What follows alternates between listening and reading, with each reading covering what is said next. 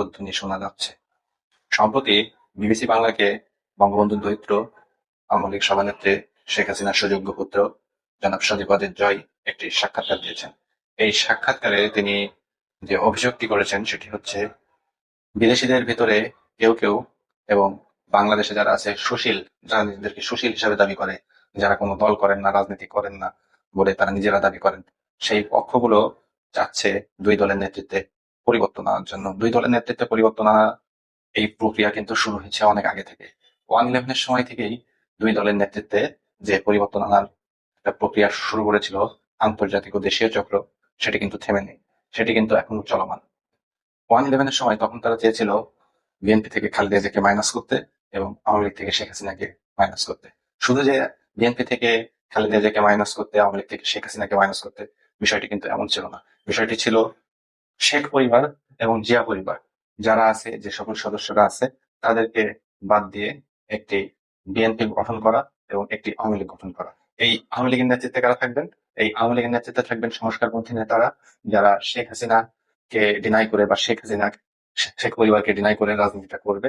এবং বিএনপিতে থাকবে খালেদা জিয়াকে মাইনাস করে, তারেক জিয়াকে মাইনাস করে যারা রাজনীতিটা করবে, জিয়া পরিবারকে মাইনাস করে রাজনীতিটা করবে। ওই সময় অনেক সংস্কারপন্থী নেতার আবির্ভাব হয়েছিল, যারা দীর্ঘদিন ধরে আওয়ামী লীগ বিএনপিতে ছিল, কিন্তু তারা হঠাৎ সংস্কারপন্থী হয়ে উঠেছিল। এবং এই সংস্কারপন্থী নেতাদের নিয়ে একটা বিএনপি এবং আওয়ামী লীগকে পুনর্গঠনের প্রক্রিয়া ওই সময় 1/11 সরকার এবং বিদেশি বিভিন্ন পক্ষ চেষ্টা চালিয়েছিল, কিন্তু তাদের ওই প্রয়াস কিন্তু তখন ব্যর্থ হয়। এখন সেই প্রক্রিয়া কিন্তু আবারও চলমান রয়েছে, এবং বিএনপি থেকে খালেদা জিয়া কিন্তু এক প্রকার মাইনাস। তিনি শারীরিকভাবে অসুস্থ, তিনি যে সুস্থ হয়ে রাজনীতির হাল ধরতে পারবে কিনা এটা কোনো নিশ্চয়তা নেই। অন্যদিকে তার যে পুত্র, তার গুণধর পুত্র জনাব তারেক রহমান রয়েছেন, তিনি দীর্ঘদিন প্রায় 18 বছরের বেশি সময় বিদেশে অবস্থান করছেন। তিনি বিভিন্ন দুর্নীতির মামলা, 21 আগস্ট গ্রেনেড হামলা এবং নানা অভিযোগে অভিযুক্ত হয়ে সেনা সরকারের সময়, ওই সময় 1/11-এর সময় ফখরুদ্দিন মহিউদ্দিন সরকারের কাছে একটা মুচলেকা দেন যে তিনি ভবিষ্যতে বাংলাদেশের আসবেন না এবং বাংলাদেশের রাজনীতিতে সক্রিয় হবেন না।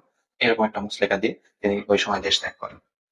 তো এই মুচলেকার কারণে মূলত এখন তারেক রহমান কোন প্রকার মামলা এখন তার বিরুদ্ধে নাই। সকল মামলা এই সরকার, ওই ইন্টার যে অন্তর্বর্তীকালীন সরকারটি আছে সেই সরকারটি তার বিরুদ্ধে যে সকল মামলা ছিল সেই মামলা প্রত্যাহার করেছে, বা কোনোটাই তিনি খালাস পেয়েছেন।